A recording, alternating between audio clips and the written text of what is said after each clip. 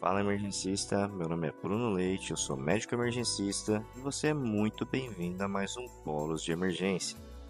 Plantão de carnaval, PS lotado e lá vem mais um. Hálito etílico, confusão mental, fala arrastada. Parece familiar? Pois é. Mas antes de sair rotulando de bêbado e mandando hidratar com soro e um sonrisal, calma lá. Porque tem coisa nesse copo que nem sempre é só etanol. Hoje a gente vai destrinchar a intoxicação alcoólica de um jeito que você ainda não ouviu. Prepara o bolos porque vai começar. Primeiro básico, o que o álcool faz no corpo? Você já se perguntou por que as pessoas ficam loucas quando bebem? Aqui vai a resposta. O etanol ativa o GABA e inibe o glutamato, o que significa basicamente apertar o freio do cérebro e cortar o freio social ao mesmo tempo. Daí a desinibição e a famosa coragem líquida. No início é só risada, euforia e aquele papo furado filosófico de bar. Mas aí, meu amigo, a dose sobe. E vem a parte não tão boa assim. A perda da coordenação motora, fala de ressaca e juízo desligado por tempo indeterminado. Se a festa continuar, bom, pode ser que o paciente chegue para você em modo desligamento forçado, vulgo como alcoólico, que é quando o sistema nervoso central cansou de existir e decidiu se desativar. Mas, peraí, antes de bater o carimbo de bêbado inconsciente, bora para o que realmente interessa. Como não errar no plantão? O bêbado chegou, o que eu faço? Primeira regra, não presuma que é só álcool.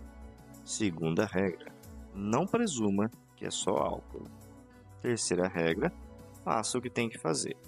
O paciente chega rebaixado, Glasgow lá embaixo. Antes de chamar o Uber pro detox, pergunta: esse álcool tem mais alguma coisa? O álcool sozinho não causa miose. Se tem pupila pinada e apneia, já prepara a naloxona porque alguém pode ter misturado com opioide. O álcool sozinho não causa déficit focal. Tá assimétrico, com um lado mais fraco, isso pode ser AVC. O álcool sozinho não explica hematoma na cabeça.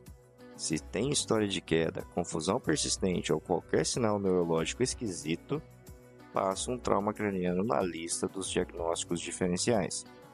Agora, glicemia capilar? Sempre. E se estiver baixa, corrige com glicose. Mas antes faz tiamina nos etilistas crônicos ou desnutridos. Mas Bruno, a tiamina antes da glicose? Por quê? Porque se você for jogar glicose sem tiamina no etilista crônico, pode precipitar encefalopatia de Wernicke. Veja, o álcool esgota os estoques de tiamina, a vitamina B1, que é essencial para o metabolismo da glicose no cérebro. Se você despeja a glicose sem a coenzima necessária para processar, o metabolismo descompensa e o paciente pode evoluir para um quadro neurológico grave e potencialmente irreversível. Isso significa confusão mental, ataxia e oftalmoplegia. E agora você tem um problema a mais no plantão. Então a regra é clara: hipoglicemia corrige com glicose. Paciente com fator de risco para deficiência de tiamina, aquele etilista crônico desnutrido, faz tiamina antes ou junto. Sem hipoglicemia, não precisa fazer glicose só porque sim.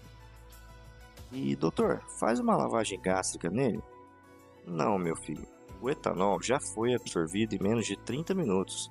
Se o paciente já chegou, esquece lavagem. O que está no estômago é só desgosto e má digestão. Carvão ativado. Não adianta. O álcool ignora o carvão como o bêbado ignora o limite de consumo. Quer algo que ajude de verdade? Hidratação endovenosa se o paciente estiver desidratado. E sem exagero. Não adianta encharcar achando que vai eliminar o álcool mais rápido. E aqui existe um perigo oculto. E quando o problema não é a embriaguez, mas a abstinência? É aqui que vem a pegadinha. Porque tem gente que chega no plantão ainda bêbado, mas o perigo mesmo vem depois. Você deu alta, o paciente vai para casa e 6 horas depois está tremendo, 12 horas depois está suando e com taquicardia, 24 horas depois está convulsionando e 48 horas depois está alucinando e vendo o Exu sair do chão. Isso é síndrome de abstinência alcoólica, e se chegar nesse ponto é delirium tremens, 50% de mortalidade se não for tratado.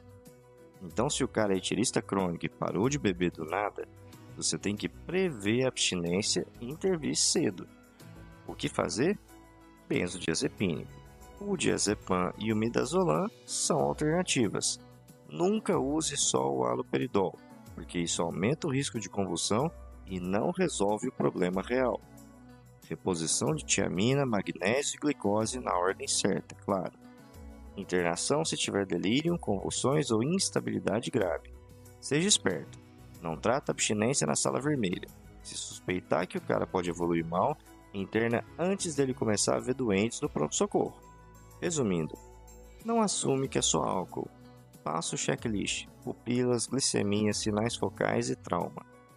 Glasgow menor ou igual a 8 nem sempre é sinônimo de tubo, mas preste atenção porque pode se tratar de uma via aérea em risco. Proteja antes que vire um caso de aspiração. Glicose só se tem hipoglicemia e, se for etilista crônico, tiamina antes. Hidrata só se for preciso, não adianta diluir a bebedeira. Se é etilista crônico, a abstinência pode começar no seu plantão. Não espera o cara sair para depois voltar tremendo. Delirium tremens, benzodiazepínico nele e UTI, sem economia de dose, senão ele piora e vai te dar mais trabalho depois.